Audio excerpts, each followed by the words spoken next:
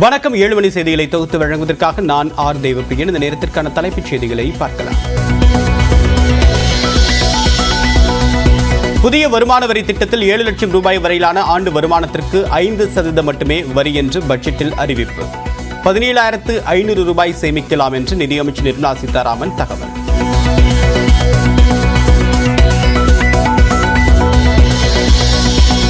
மத்திய பட்ஜெட்டில் தங்கத்தின் மீதான சுங்கவரி 6% குறைக்கப்பட்டதன் எதிரொலி. ஆபரண தங்கத்தின் விலை நேற்று ஒரே நாளில் சவரனுக்கு 2,200 ரூபாய் குறைந்தது.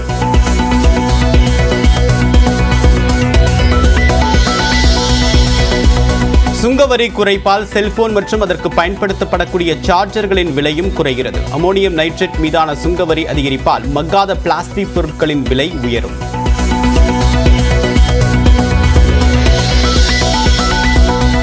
பீகார் மாநிலத்திற்கு வெள்ள தடுப்பு பணிகளுக்கு 11,500 கோடி ரூபாய் ஒதுக்கீடு. அசாம், இமாச்சல பிரதேசம், உத்தராகண்டிற்கு வெள்ள நிவாரண உதவி அறிவிக்கப்பட்ட நிலையில் தமிழ்நாட்டிற்கு நிதி ஒதுக்கப்படவில்லை.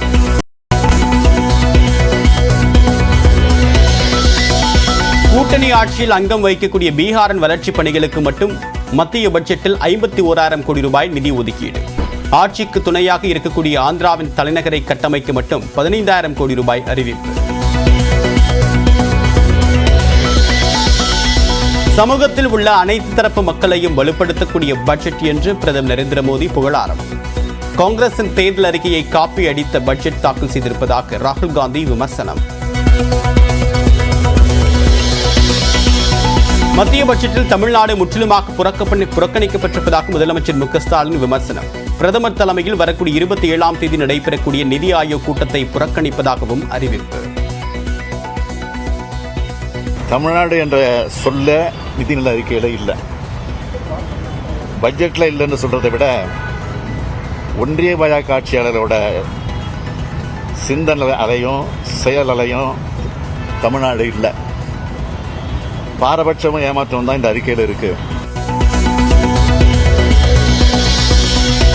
மத்திய பட்ஜெட்டிற்கு எதிர்ப்பு தெரிவித்து இந்தியா கூட்டணி எம்பிக்கள் இன்று நாடாளுமன்ற வளாகத்தில் போராட்டம். நிதி ஆயோக் கூட்டத்தில் காங்கிரஸ் ஆளும் மாநிலங்களில் முதல்வர்கள் பங்கேற்க மாட்டார்கள் என்றும் அறிவிப்பு.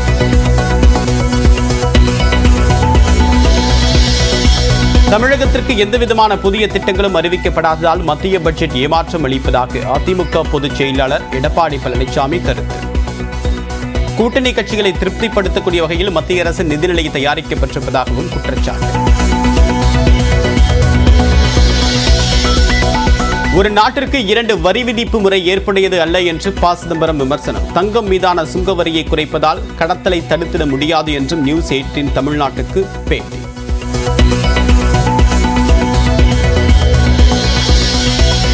நீட் ரிசல்ட்டை ரத்து செய்து மறுதேர்வுக்கு உத்தரவிட முடியாது என்று உச்சநீதிமன்றம் தீர்ப்பு. எதிர்காலத்தில் முறைகேடு நடைபெறாமல் தடுக்க உரிய நடவடிக்கை எடுக்க வேண்டும் என்று மத்திய அரசுக்கு உத்தரவு.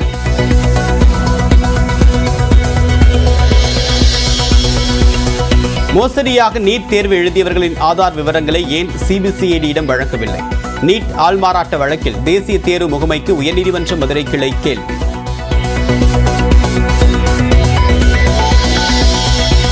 சென்னை மற்றும் புறநகர் பகுதிகளில் மாலை நேரத்தில் பெய்த மிதமான மழை. போரூர் மேம்பாலத்தில் மழைநீர் தேங்கியதால் வாகன ஓட்டிகள் அவதி.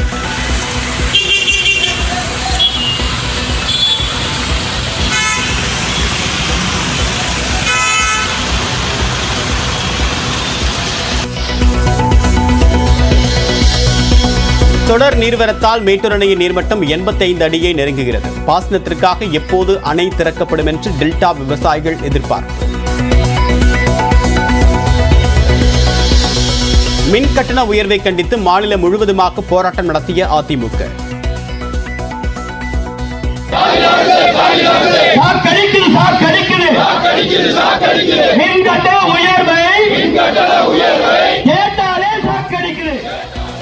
மின் கட்டண உயர்வுக்கு அதிமுக அரசே காரணம் என்று அமைச்சர் தங்கம் தென்னரசு விமர்சனம். ஸ்மார்ட் மீட்டர்ஸினுடைய கொள்முதல் முடிந்து அவை நுகர்வோருக்கு அது பொருத்தப்பட்டதற்கு பிறகு நிச்சயமாக இது அமல்.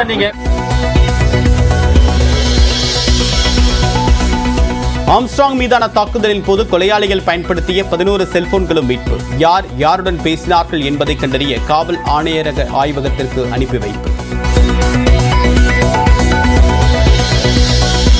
ஓமந்தூரார் மருத்துவமனையில் சிகிச்சை முடிந்ததை அடுத்து மீண்டும் புழல் சிறையில் அடைக்கப்பட்டார் செந்தில் பாலாஜி. ஏற்கனவே பரிந்துரைக்கப்பட்ட சில மாத்திரைகளை மட்டும் மருத்துவர்கள் மாற்றியிருப்பதாக தகவல்.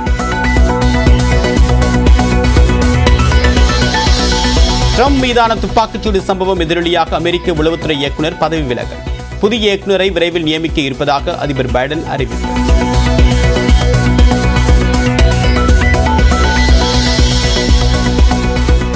ஒலிம்பிக் தொடரில் பங்கேற்கக்கூடிய 2 ஆஸ்திரேலிய வீரர்களுக்கு கொரோனா தொற்று. பாரிஸ் ஒலிம்பிக் கிராமத்தில் கொரோனா பரவலுக்கான வாய்ப்பு குறைவு என்று பிரெஞ்சு சுகாதாரத்துறை அமைச்சர் விளக்கம்.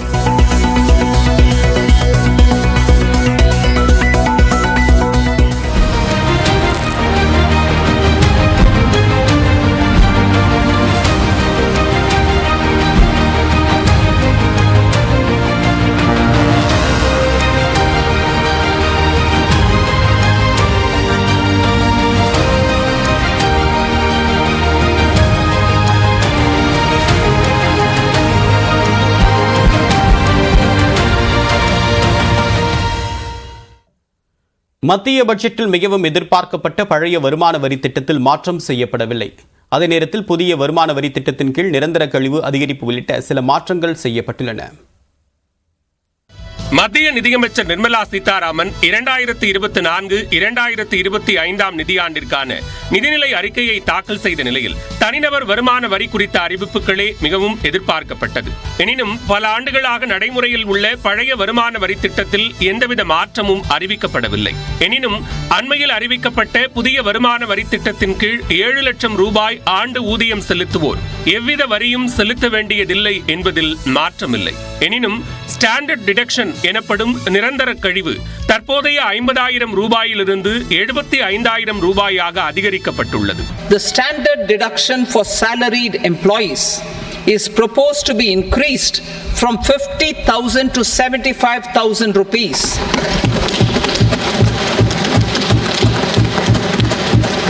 Similarly, deduction on family pension for pensioners is proposed to be enhanced from 15,000 to 25,000 rupees. This will provide relief to about 4 crore salaried individuals and pensioners. இவை தவிர வரி நிலைகளில் மாற்றம் செய்யப்பட்டுள்ளது. அதாவது 7,75,000 ரூபாய்க்கு மேல் ஆண்டு வருமானம் ஈட்டுவோர் செலுத்த வேண்டிய வரிகளில் மாற்றம் செய்யப்பட்டுள்ளது. அதன்படி நிர்ணயித்த வரம்பை காட்டிலும் 3 லட்சம் ரூபாய் வரை வரி ஏதும் இல்லை என்ற நிலை தொடர்கிறது. நிர்ணயிக்கப்பட்ட உச்சவரம்பை காட்டிலும் 3,01,000 ரூபாயிலிருந்து 7 லட்சம் ரூபாய் வரை வருமானம் பெறுவோருக்கு 5% வரி விதிக்கப்படும்.